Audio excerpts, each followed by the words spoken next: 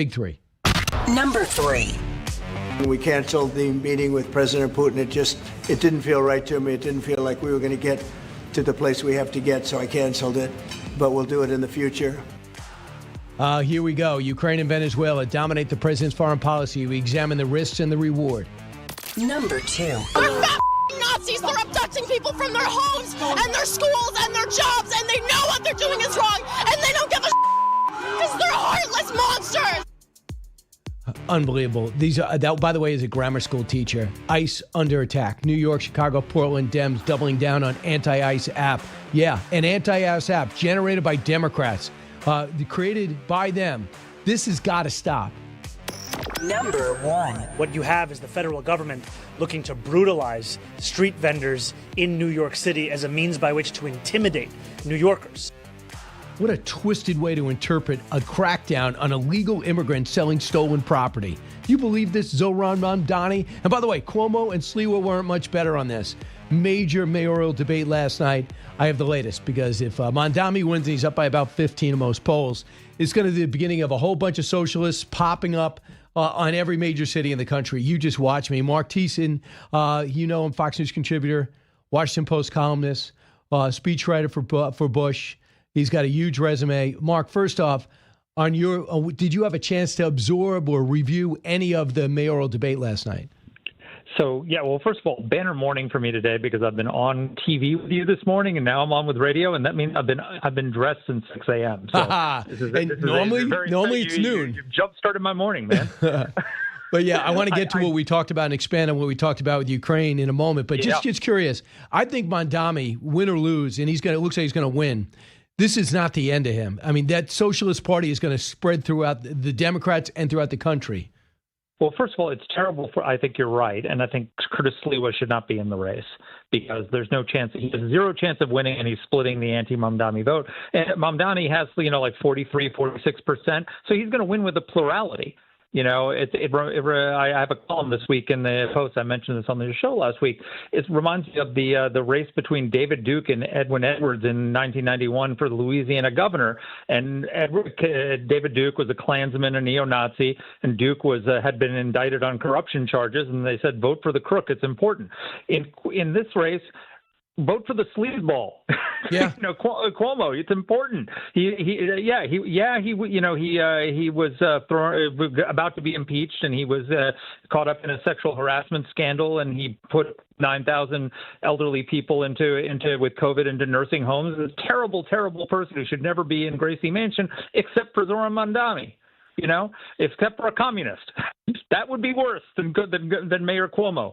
So I just don't understand what Curtis Sliwa is doing. Right. A couple of things. First off, what I'm seeing with ICE in Portland, Chicago, and now New York is so sickening to me.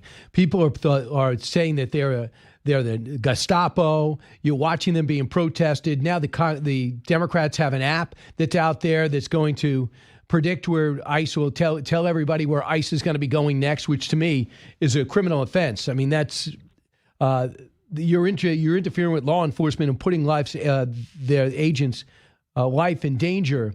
And so in New York, on Canal Street, is famous for knockoff handbags and clothing, but now it's fenced by illegal immigrants, 9 of which don't belong here.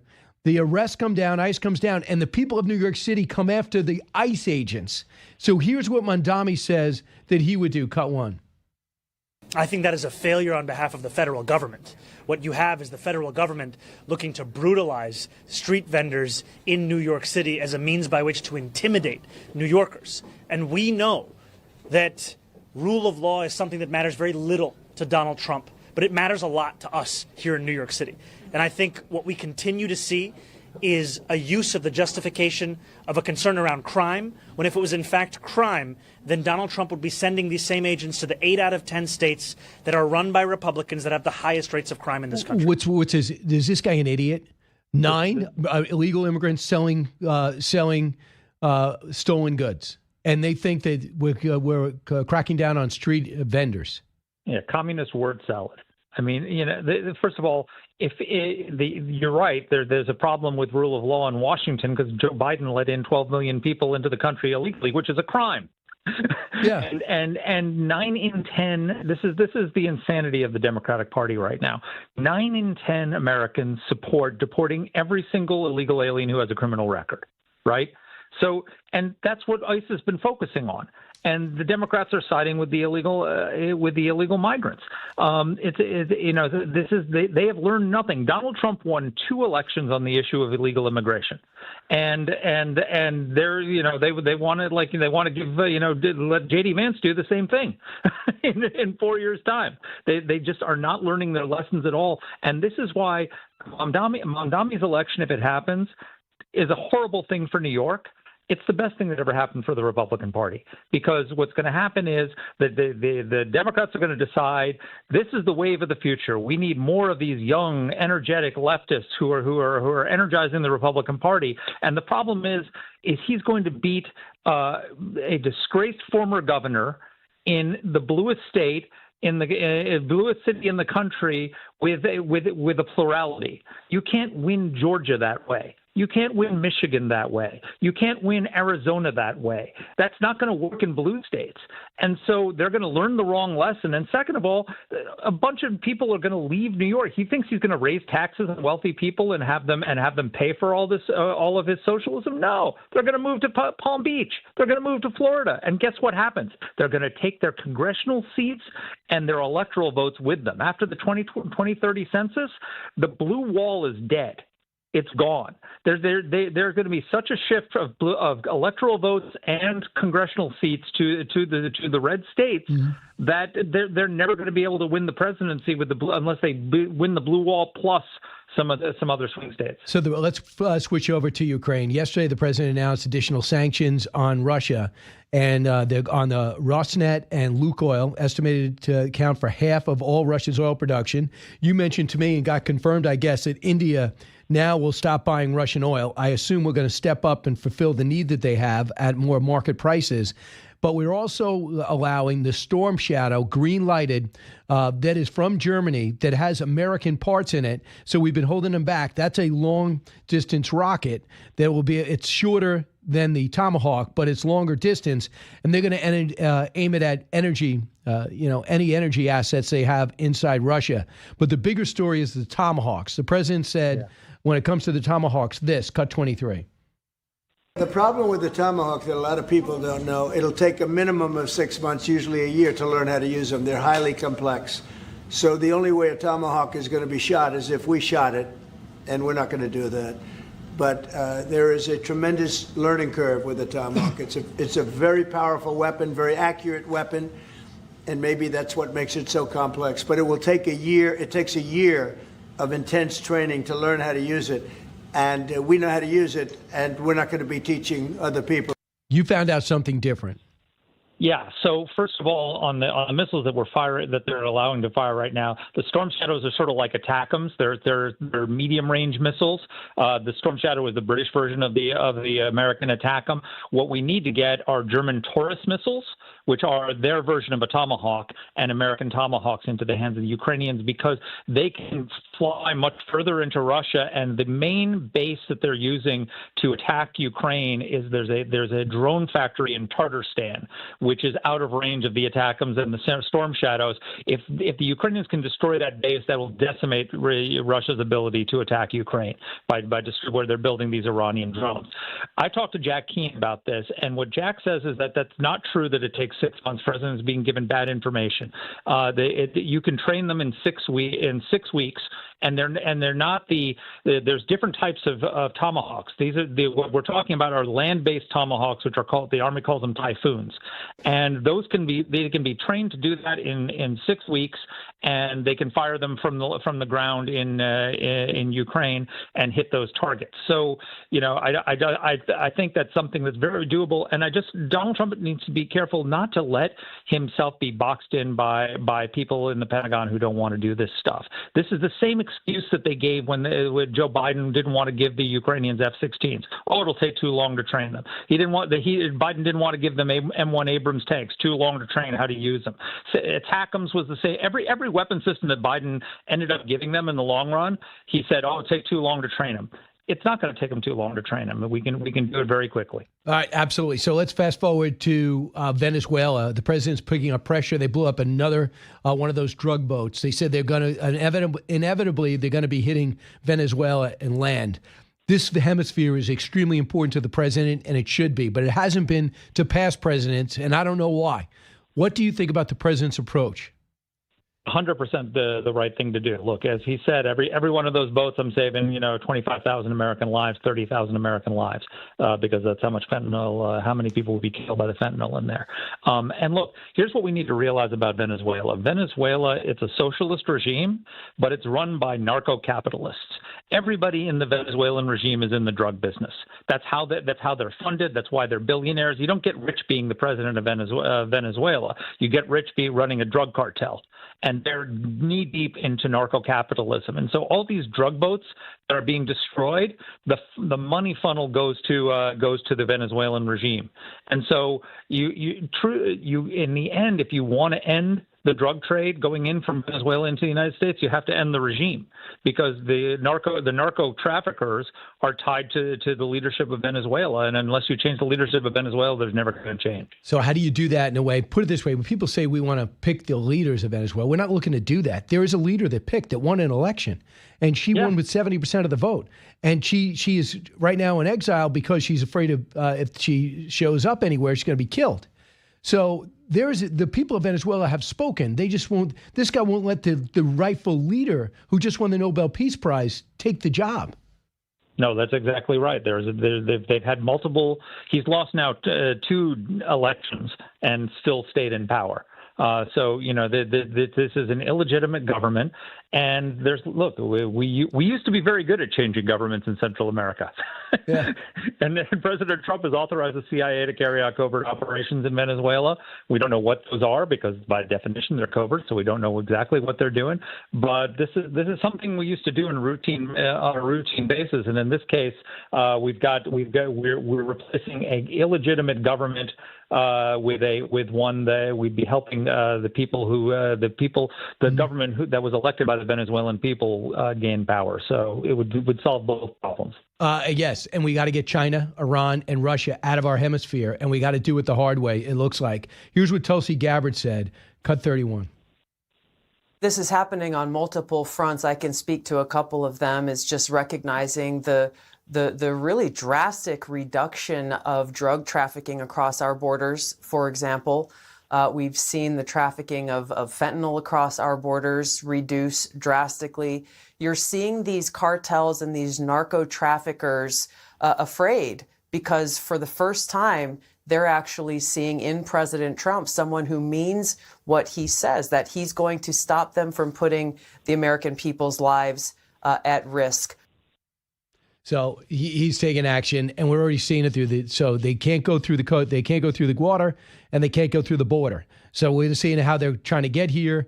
The president says to really stop it, we got to get in there. We're here mostly Venezuela is cocaine.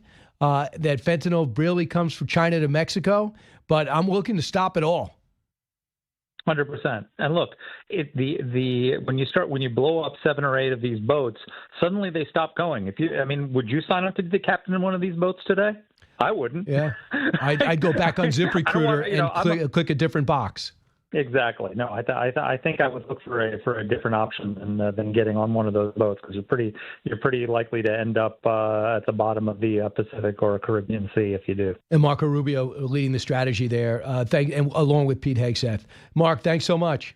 Take care.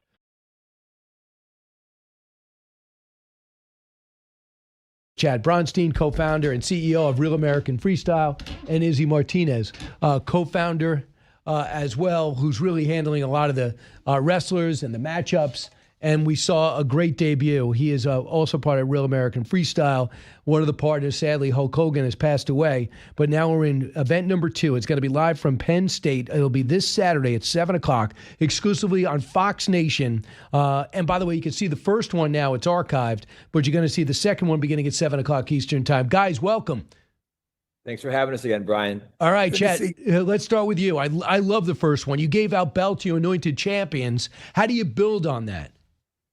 I mean, at the end of the day, we have now actually some rematches. for the belts, but we're creating the storylines, right, with the consistency of wrestlers. And Penn State obviously is the biggest area for wrestling, right? So we're excited about the matchups, and we actually brought in, with Izzy's help, we brought in a few foreigners on this card as well. So it's evolving the matchups and the momentum that we have after the first event. Now it's continuing to bring in the audiences to watch and get excited about what they're going to see. So, Izzy, we see people with MMA backgrounds, but originally wrestlers. So wrestlers had to find something else to do, because very few can make a living after the college days and Olympic days if you don't qualify. So how does that play into what you did? And are you dipping into Russia and Iran, places that have great histories of wrestling? Well, the goal as a young wrestler was always to kind of be a professional athlete, but there was never that avenue for us. So we created the avenue for all athletes that were wrestlers to be pro athletes in the sport. And now they don't have to necessarily only do UFC or certain other events. Now they can do both. But most importantly, they have an option to be a pro athlete with Real American Freestyle. And of course, we're going all over the world. We want to take wrestling to the highest level worldwide. And Brian, we're talking to a lot of the international areas right now, and bringing wrestlers from those. And we're going to probably launch. We are going to launch Real International Freestyle. So we'll have events in different countries as well. So will they be all competing for one belt in one weight class? Yes. Well, we have every man's weight class and every woman's weight class. So there's 8 men's champions and 4 women's champions. So we're everyone's battling for those titles at specific weight classes. So, Chad, give me an idea, and Izzy, give me an idea of some of the matchups to look forward to. I think a really exciting matchup is Kyle Dake's matchup. You saw him on the first card. He took the title. He's a 4-time NCAA champion, 2-time bronze medalist. His matchup's going to be really awesome. He's wrestling a guy from Russia, who has had a great career on the world level as well. All right. So how many matches will we see? You're going to see 10 matches. 10 matches featuring Olympic champion, the greatest woman wrestler of all time, Helen Maroulis, is taking on multiple world time medalists, Samantha Stewart from Canada. So there'll be 10 matches and 3 title bouts. And so what did you learn from the first one? What we learned from the first one is I think, and Brian, I always thank you on your show because you were an early supporter of our league. So I always like to say thank you. I always say thanks to Fox, because what we learned is when we did Fox and Friends with you and Hulk and Izzy and Eric on that first show, everybody in the wrestling community saw what we were doing and they got really excited about it. So we learned from the first show is this, the wrestlers never got to be on the big stage. So they were very excited and appreciative of this. Going to the second show, we're seeing more of their personalities come out, right? And that's the key, is that we need to be able to bring in mainstream audiences. And you said something about the UFC and MMA. A lot of these guys have fought in the UFC. A lot of them fought in PFL. A lot of them fought in Bellator. So they went and did that because they had nowhere else to go. So now they can do both, which allows them to make money on both stages. So what about Penn State as a venue? They have a rich history. You get a lot of great wrestlers out of there. It's a great venue. We're doing it at Bryce Jordan Center. I think they've won 10 out of the last 12 NCAA championships. So it's a extremely good venue. And Pennsylvania as a market is a very strong wrestling market in the youth. Izzy, how do you tap into the international game? Well, I think we just keep doing what we're doing. We keep plugging along, putting on great shows, and everyone wants to come. I mean, our inbox is flooded with the top wrestlers around the world, and we just got to keep executing, and we're pretty pumped about it. Also, Brian, Izzy's being humble, but he also coaches too. He just had 2 place winners in the Worlds, and he also coaches a silver medalist, Kennedy Blades, who's going to be wrestling in Chicago. So Izzy's constantly on the international tour. And when he was in Croatia, everyone was coming up to him and saying, love what you guys are doing for the sport in RAF. We want to be a part of it. So how do you tap into the young kids who are wrestling now, the 9th graders, the 11th graders in the area, as you travel the country from event to event? Well, what have you done to tap the youth and let them know this is an opportunity for you waiting? Yeah, I mean, so Izzy has one of the top clubs in the in the United States. But at the same time, we've been calling all the clubs. We've been working with them. You know, wrestling is a very much relationship sport. You also have to show that you care. So we're talking to all the youth communities. When my son's 9 years old, we go to tournaments in Florida. He wears an RAF jersey, or Izzy wears a Real American Freestyle shirt. Everyone is like, I love what you guys are doing. Where do we get that gear? How do we support you guys? So people, this needs to work for the sport. It's the only pro stage you could actually wrestle in. So here we go. We're set for this Saturday at 7 o'clock. What's down the pike? Chicago, November 29th. Is a big event that we launched yesterday, and we're super excited for that event, and that's next. And it's going to be a huge one, Brian. We'll announce on Monday a main event, but it will be a main event that people know both these names. Very, very high profile. So I know the one thing with the UFC, the weighing in has become like a spectacle. And you guys were the original. I mean, wrestling is where you always weigh in. You have to adjust to 3 days before. Have you thought about making the weigh-in a spectacle? Yeah, that's exactly what we're working on. We're just improving every aspect of this, and the weigh-in should be pretty fun. And and then the press conference also the following day. So Muggsy against Henschel, Carr against Retta, Green against, I imagine this is a Russian, Salkovasa, the 165-pounder. What is that matchup? Well, Sakalzanov, he just got third in the World Championship, so he's fresh off a bronze medal in the World Championship, and James Green's a multiple-time world medalist and world champion, so there's going to be fireworks pretty early. So in the open division, Muggsy against Henschel, what weight is that? It's just an open matchup, so they're both, Caden was a great wrestler, but he's one of the bigger influencers in the space. And then Muggsy built his whole career off of being a wrestling influencer. He's got over 1 million followers, and everyone wanted to see that matchup. They already had a matchup before, so it's a really fun matchup. Both incredible voices for the space, and really, building because of their influence. And we're also, Brian, giving a belt away at 165 pounds with David Carr, fresh off of 5th place at the World Championships, going against 2-time Olympian from Egypt, Amir Retta. So that's going to be a burner, but we're pretty excited to announce the championship belt at 165 pounds this weekend. So, Chad, tell me your approach. You have champions now, right? Now, what if those champions don't want to be on that card in 2 weeks? I mean, do they get a say in when they have to defend their belt? So, we've dealt with a little bit of drama in the behind the scenes, but a good example would be Kyle Dake. He's an unbelievable supporter and athlete. We told Kyle, "Hey, Kyle, we want you to defend your belt on the next card." He goes, "I'm down." He's like, "I want to wrestle every single card, right?" Because he's super excited about this. They wrestle on the world. On the U.S. tour, right, wherever they go, but this is something that they get to continue to build their brand. So a lot of them want to keep going, right? The wrestlers that just love wrestling, they want to go as much as they can. And then some, they want to wait a little bit, and that's totally fine. But at the end of the day, it's up to Izzy, myself, and Eric Bischoff and the organization to decide when you're going to defend the title or not. What's the cadence in college, Izzy? Because, in boxing, you got to give these guys off, just for the health reasons. But in wrestling, sometimes you're wrestling once a week, aren't you, in matches? I mean, in the Big Ten, you're wrestling week back-to-back, Friday and Sunday, so wrestlers are used to wrestling multiple dual meets a week, multiple tournaments and the weekends. But, we're only one match at a time, one event a month. So it's spaced out enough. Everyone's hungry and everyone wants to compete. So we're really thrilled about that, and the hunger of everyone trying to get on this big production, and they're all in love with it. So we haven't had much pushback of guys not wanting to compete. What about the international body of wrestling? So we've gotten Izzy and I've gotten a couple of pushbacks from different countries. We'll remain quiet on where, but we get some pushback because people, we're taking wrestlers from the international scene from other leagues. So there has been some pushback, but it's all good because, as you know, Brian and Hulk would always say, "Brother, heat's always good," right? So it means that we're doing something right. I hear you. So it's going to be 7 o'clock on Saturday. It's going to be at Penn State. So tickets are available, and you can watch it on the stream on Fox Nation. And to get ready for it, you could also watch the first one, their debut, which is also archived. Guys, Chad and Izzy, thanks so much for coming on and previewing the big match on Saturday night.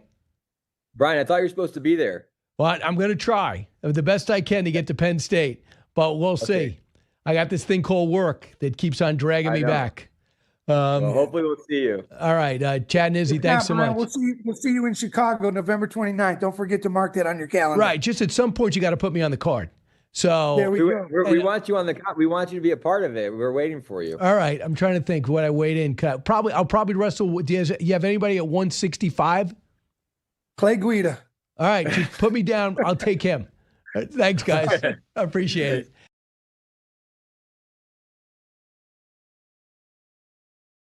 Mr. New York, Mr. Everything, Mr. Economics, Mr. Intrepid Reporter, Fox Business Senior Correspondent, New York Post columnist, author of Go Woke, Go Broke, Charles Gasparino. Welcome back.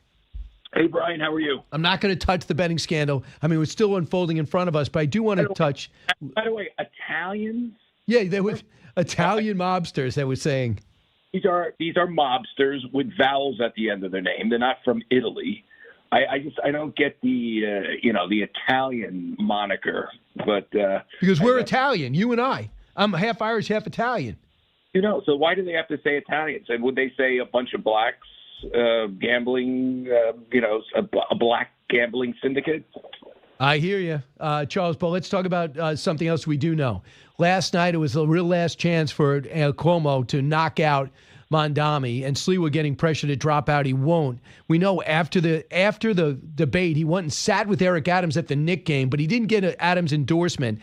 He's got to close the gap somehow. One-on-one, a couple of polls show him within 3. Do you think he did enough last night? Listen, what do I know? I call people who follow this stuff. There's a lot of Wall Street guys who every Wall Street firm has a government relations arm, like a lobbyist arm that deals with politics. I call people at those places, and they don't think it was whatever Andrew did to Mondami or Mondami did to himself, exposing his, stupidity and lack of experience, which he obviously did. The general consensus is it's not enough to close a 10-point gap with Curtis still in there. I mean, Eric Adams, by the way, he may have someone just sent me a text that said he's endorsing Cuomo. I mean, that may or may not happen. He all but endorsed him by dropping out and shaking his hand. I don't think Eric Adams matters that much, given his own sort of problems while in office. He's not a very popular mayor, as you know. He's done some good stuff with crime because he has a decent crime commissioner, police commissioner. But, just the rest of the city is not doing that great. Actually doing horribly when you really come down to it. The ruling Democratic Party in this state has done horribly. Andrew Cuomo was part of that. As much as you want Mondami not to win, think of the alternative. First off, Sliwa's not going to win. And if you really think Andrew Cuomo is the answer, just follow his last couple of years in office as governor. He raised taxes. He instituted what's known as bail reform, which is essentially a form of defunding the police that allows criminals to walk the streets. On an economic standpoint, you raise taxes, and he blocked fracking in upstate New York. Now, I know as mayor, you don't really care so much about fracking, but the bigger point I'm making is he did, but but he doesn't. It's not his job as mayor to institute fracking in upstate New York. But it's a tell. The tell is that he gave in to the left of his party way too much, and and then he oddly went soft on Mondami until recently. He just didn't make the case. I firmly believe the sex harassment stuff against him is baloney, because I've done a lot of reporting on it. The nursing home death stuff against him is unfair. I know a lot about that. My brother's the chairman of medicine at Brooklyn Hospital. I know exactly what went down and how the hospitals demanded that nursing home patients be sent back once they were quote unquote cleared of COVID. So it wasn't that you just can't blame Cuomo for that. Yeah, I don't. Janice Dean feels differently. We'll spar at you a different time. I know he does, but literally, my brother was in the room. He runs Brooklyn Hospital. He runs an ICU unit. The New York Times has done numerous stories about him and his team saving lives during COVID. I could show you these. And I asked him, tell me about this. And he said, it's unfair. Okay, let's leave it there. Where Cuomo can be can be rightly criticized, and which he should have done a mea culpa on, is how left he took the state. And don't forget the nuclear power plant shut down. And Yeah. look at By our the way, utility rates. No pipeline can come through New York. Little personal history. My dad worked on that nuclear power plant. He was an iron worker. That's at Indian Point. It's where I grew up, right outside there. I remember the Geiger counter readers used to come in the mail. And trust me, we all lived there. We swam in lakes near there. You know, none of us are dying of nuclear exposure, and he still shut it down. I get it. He needed mea culpas on that and a new way forward, like a reform agenda. And he never articulated it until maybe a little bit now. But it's too late. When's the election? It's next week, right? 2 weeks? Yeah, November 6th, November 4th on Tuesday. But listen, one quote from the business world. Drew McKnight, co-CEO of the Fortress Investment Group on Mondami's rent control plan. He goes, I wince at whether these policies are likely to be effective. The way you make housing more affordable, which he is running on, is that you make it easier to build, easier to permit. That's the total opposite of what Mondami is proposing. None of his proposals make any sense. Go ahead. Now think about this. He's doubling down on the crappy system we have now, which is rent control, which makes it, and rent stabilization, which makes it hard for people to build middle-class housing. The same type of housing that Donald Trump's father got very rich on, built middle-class housing and apartments throughout Queens and Brooklyn, and I believe Staten Island back in the day. That sort of stuff doesn't really happen right now because of the rent regulations. Those regulations have been in place for years and supported by the ruling Democratic elite of this state. And, Andrew Cuomo was part of that. So in comes Mondami, and he's saying, listen, I'm going to fix this by tripling down on it, okay? That's all he's really doing. And, yes, it's going to make it a lot worse, and, this city will get less affordable because people are not going to build with that much government intrusion. But remember, Mondami is a symptom of a bigger disease. That bigger disease is that this city and this state, and I've covered this for years, has been lurching leftward, socialist, for many years now. And don't you think part of it, Charles, is because people are leaving because it's lurching? And people go, yeah, screw that, I'm out. I'm out. So it makes it worse. And guess what? The alleged adults in the room, the Chuck Schumers, the Hakeem Jeffries, the Andrew Cuomos, allowed it to happen. They did not fight that. And now they're catatonic. They won't even endorse or non-endorse. They just sit there and watch the train wreck.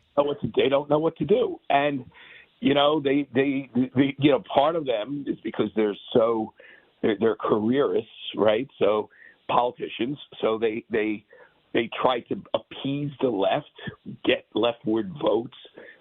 Chuck Schumer is so obsessed with AOC. Just think about someone as harebrained as AOC, who, by the way, went to the same high school I went to in Yorktown Heights. Right. We lived probably in the same neighborhood or near the same neighborhoods when we were kids in the Bronx, when we were kids.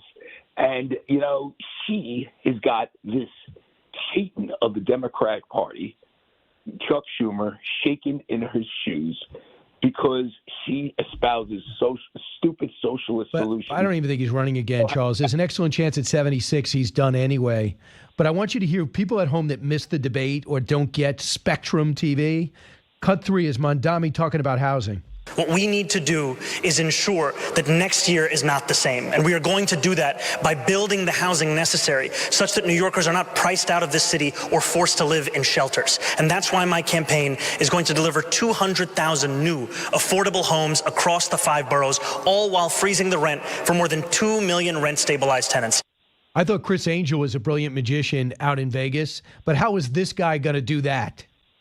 Well, I mean, listen, I don't know, make a rap. I mean, what was his last job? He was a rap. Before he got into politics, he was a rapper. I mean, he obviously is an articulate guy. He's a good-looking guy, looks good on TV, and he's got his lines down. But the reality is, if he's telling us that he's going to unleash free markets and get rid of all these rent regulations and all these zoning regulations that prevent people from building housing and fitting a need. There's a need for middle-class housing. There's no doubt about that. So there should be someone, entrepreneur, to come in and do it. I'm all for it. But that's not what he's saying. He's saying government is going to mandate. It's crazy. It's going to freeze. It's going to tell builders what to do.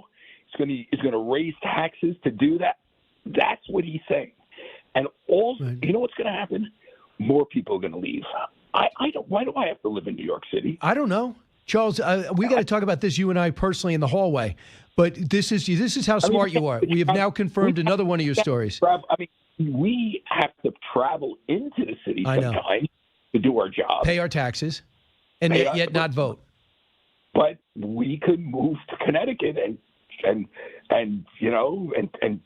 commute in and get and escape the city taxes that he's going to impose. It's very easy.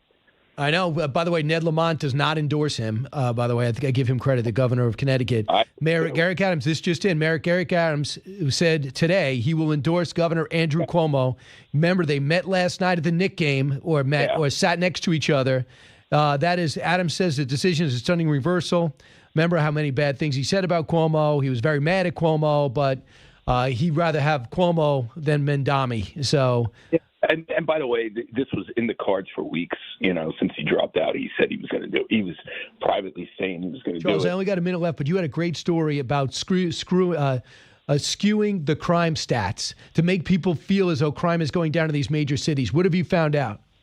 I mean, exactly that. I mean, here's the thing, and I got this from Justice Department people. People in the Trump Justice Department are crunching these type of numbers, trying to figure out a way to dramatize this because it's so real and it's so horrible.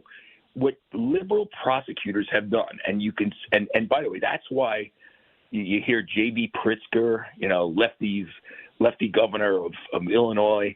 You hear that moron with the slick hair, that Gavin Newsom, say the same thing, that in their cities, crime has gone down. And one reason why crime has gone down is because prosecutors are busting down felonies to misdemeanors with abandon. Yes. And even violent felonies. And you could see it. Remember, have you seen the recent issue with the sword-wielding maniac who stopped a guy's head? That guy just in July got caught for assault, a violent assault, and they busted it down to a misdemeanor. It's unbelievable. And then he said crime's going down, but we know better and we feel differently. Ask the people, we know it's not going down. And by the way, and you know who they bust for felonies? Daniel Penny. Yeah. And by the way, and guess who jumped on that? Alvin Bragg. And guess what originally was against it is Eric Adams, and he sobered up quickly. I'm just saying, this is a dysfunctional city. Yeah. It is offering people that pay taxes, that go to work, that try to do the right thing, raise families, almost no reason to live here. Yep. And you put a commie in there, it's probably the last straw that for anybody that can leave will leave. If you look at what's going on here, Brian, the last point I'll make, look at the out-migration. We've had an out-migration of taxpayers, of working-class and middle-class people and rich people have left New York. We've had an immigration of migrants and immigrants who, quite frankly, are coming to this country to feast off the welfare state. I'm not saying they're all a bunch of freeloaders. They work hard. But one reason why they come here from Venezuela, from Nicaragua, from Mexico, is because the welfare state will take care of them. I hear you. Charles, I understand that, and that's the debate the Trump administration is trying to change, and there's huge pushback among Democrats who are now look at ICE as the bad guys instead of doing the work they should be doing. It's unbelievable. Charles Gasparino, you're the best. Read his columns in the New York Post. Watch him all over Fox Business and Fox News. Back in a moment.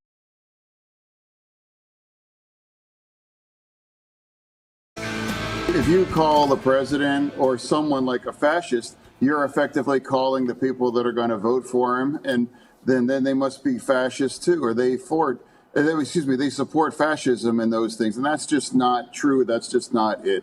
I happen to know, and I love a lot of people that voted for the president, and they're not fascists, they're not Nazis, they're not trying to destroy the Constitution and all those things. They just happen to have a different priorities, and they love our country in the same ways that Democrats do as well. So I refuse to do those kinds of a thing, because that kind of extreme kinds of rhetoric makes it easier for those kinds of extreme kinds of actions.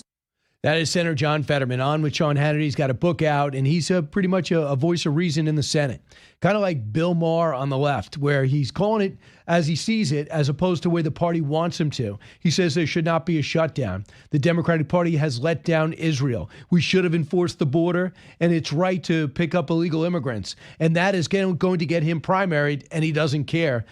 For a guy that wears a hoodie into the Senate, it doesn't surprise you that he doesn't care what people think. But is that the future? After all, Joe Manchin got so fed up. He used to do the same thing. He left. Kirsten Sinema called it a career, left the party. They both ended up doing it. What is the future of the Senate as we experience day 20-plus of a lockout? With me right now is somebody that wants to get there. First, he wants to get the Republican nomination and replace Mitch McConnell in Kentucky. He is Nate Morris. He's in studio, if you're watching on the stream, and joins us now. Nate, great to see you. Your thoughts about John Fetterman's philosophy and statements there? Well, I think it's terrific that we have folks that are standing up for common sense. We know that we've got to have a border. And on top of having a border, we've got to make sure every illegal goes back where they came from. And I think that this Schumer shutdown is another example that career politicians and the people that are there in Washington opposing the president and his agenda, they need to get with the program, and they need to come to the table and get this solved once and for all. I mean, this is about giving illegal immigrants benefits. I mean, this is what this whole shutdown boils down to, and the president's standing strong. And I think we need people that understand common sense and understand how to get deals done. And I'm confident that the president's going to continue to stand strong in his judgment about this. I think he's doing the right thing. I want you to hear, if you want to find out, both sides are going to get blamed or given credit, whatever it is. They want to give the Democrats to the extreme left credit for standing up and fighting.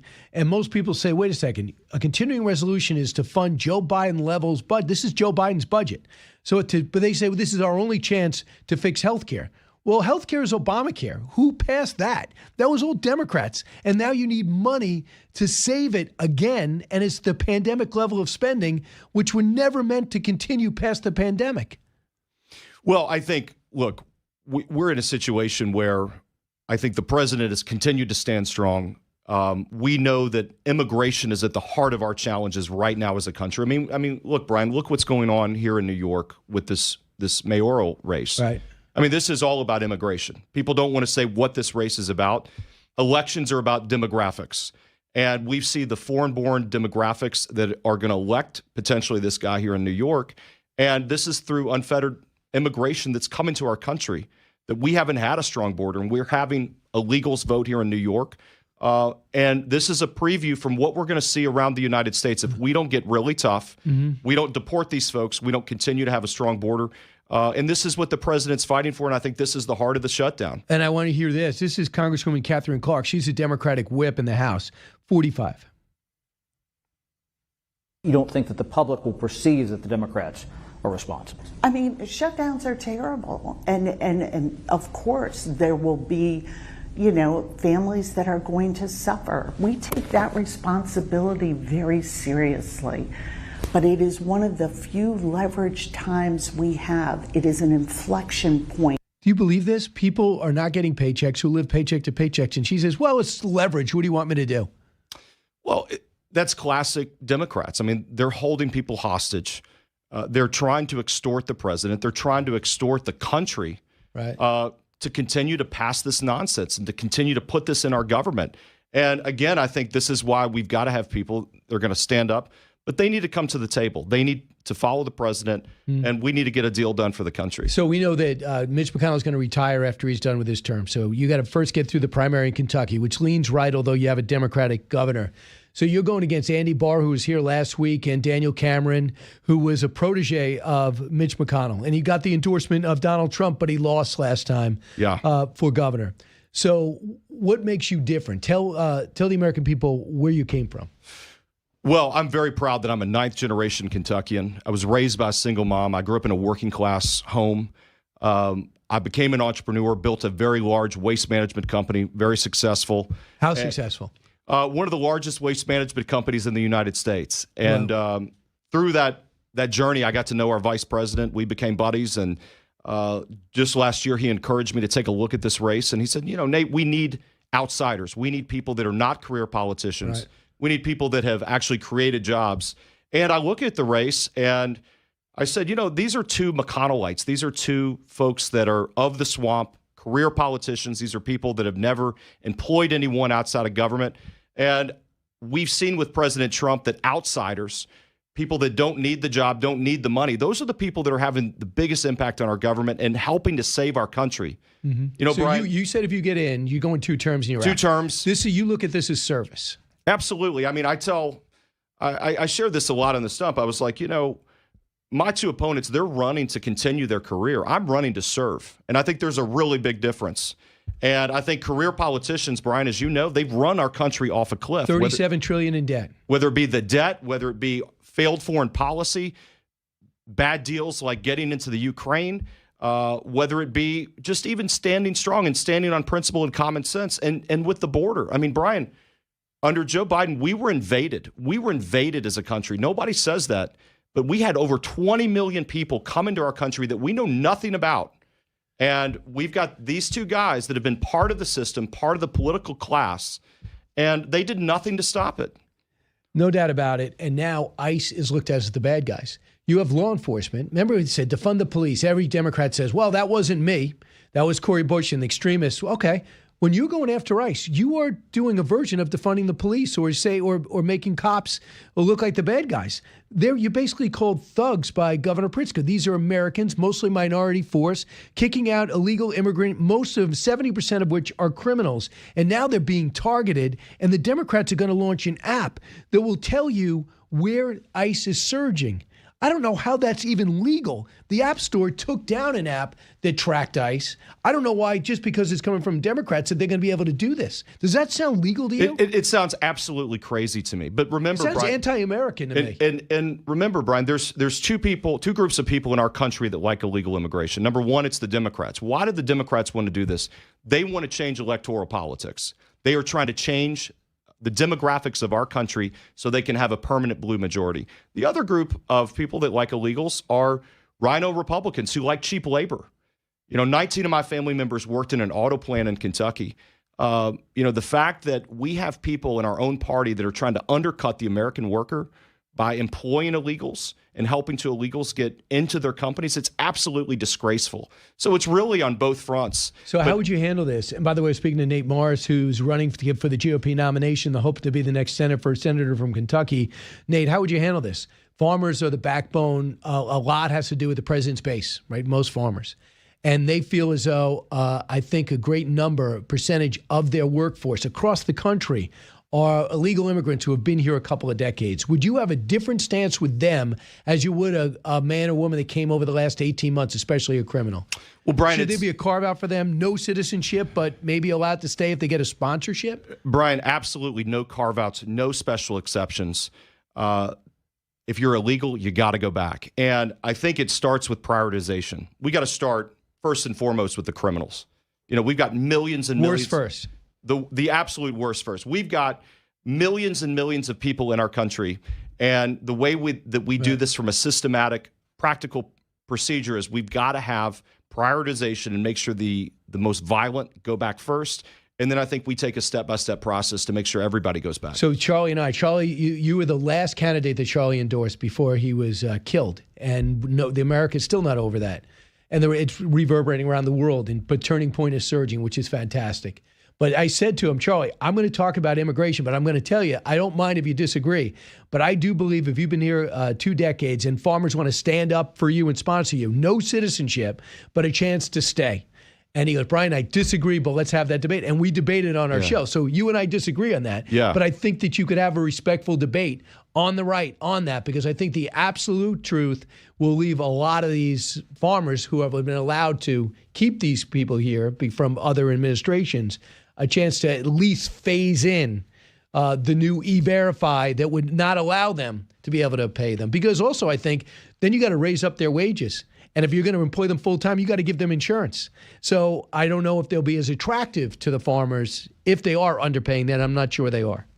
Well, Brian, Charlie and I, we had a terrific relationship. I was so honored. I was the last candidate he endorsed before the tragedy happened. He came to Kentucky to launch my campaign, one of the great honors of my life. But Charlie and I would talk about immigration a lot. And the reason why I am so tough on this issue, and no exceptions, no carve-outs, no special anything. 'Cause you got farms in Kentucky. Well, but Western civilization is on the line here, Brian. I mean, we talk about Western civilization. I mean, look to the UK, and we look across the pond at the UK. They've lost their country. They've lost their country. France too. In about a decade and a half. And it's absolutely crazy that the same kind of thinking that created that mess over there, that's the kind of thinking that's coming here. And look, the situation with this election with Mamdani right here in New York, this is going to determine what the Democrats do. And it looks like he's going to win, unfortunately, for our country. But this is all about demographics as well. My main thing is I'm horrified by the way ICE is being treated in Portland, Chicago, and now New York. And around they're rallying against law enforcement who are rounding up illegal immigrants. Just so people know, even though we're carried by WABC in New York, we're a national show. And street vendors line up on Canal Street with knocked off items, some of them stolen. Most of these were illegal immigrants there selling these. Shop owners are complaining. So ICE moves in, and guess what? Someone tips them off, and New Yorkers, purple hair, nose rings, whatever, come and rally against ICE. And Zohran Mamdani, who might be the next mayor, has this stance. Listen to this, cut one.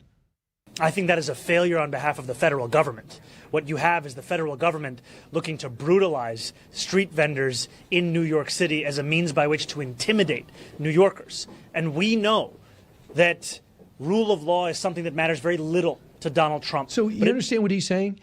By enforcing the law, Donald Trump knows little about the law and brutalized street vendors, illegal immigrants selling knocked off paraphernalia on the street illegally. So I don't know what to say to people like this. This guy's going to be in a very powerful position. It's absolutely nonsensical, and it's evil because it's anti-American. It's anti-Western civilization, and we're in the fight of our life to keep this country. We're in the fight of our life for Western civilization. Right. Charlie and I talked about this all the time, and we have got to get tough. And we have people in positions of leadership, including the senator I'll be replacing, that voted for amnesty. Right. I mean, you've got someone that I'll be replacing in Kentucky that voted for amnesty throughout his career and could have stopped these illegals from coming, could have sealed the border, didn't do it. A rapid fire test. Just find out where you stand.